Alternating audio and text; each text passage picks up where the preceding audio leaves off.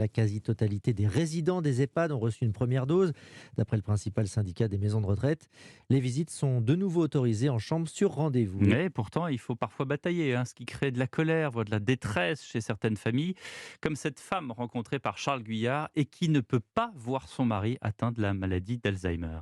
Nous, on se connaît depuis 59 ans et je ne peux le voir qu'une heure par semaine. Des trémolos dans la voix, Gisèle raconte son calvaire, loin de son mari résident d'un EHPAD en Bretagne. Je suis triste d'avoir une fin de vie comme ça avec mon mari. Une fin de vie comme ça, c'est-à-dire privée de toute intimité avec Vincent, son époux. Il est atteint d'Alzheimer et elle le voit dépérir semaine après Le semaine. fait qu'il soit complètement coupé de tout le monde, ça n'a pu faire qu'accélérer le processus. Des témoignages désemparés comme celui-ci qu'Atel, cofondatrice du collectif EHPAD Famille Bretagne, en reçoit presque tous les jours. On a lancé le collectif après la mi-mars et j'ai plus de 150 familles là, qui ont pris contact avec nous. L'incompréhension est d'autant plus vive que la majorité des résidents ont déjà reçu les 2 injections anti-Covid, conformément à la politique vaccinale priorisant les personnes âgées et vulnérables. L'objectif était de permettre aux établissements d'alléger les contraintes, promesse non tenue pour Catel du collectif breton. J'ai reçu des tas de protocoles qui sont absolument pas en adéquation avec ce que l'on nous dit, ça y est, ils sont libérés, les familles peuvent venir les voir dans leur chambre, c'est loin d'être la réalité partout. Et de son côté, Gisèle prie désormais pour un assouplissement des règles au moins pour début mai,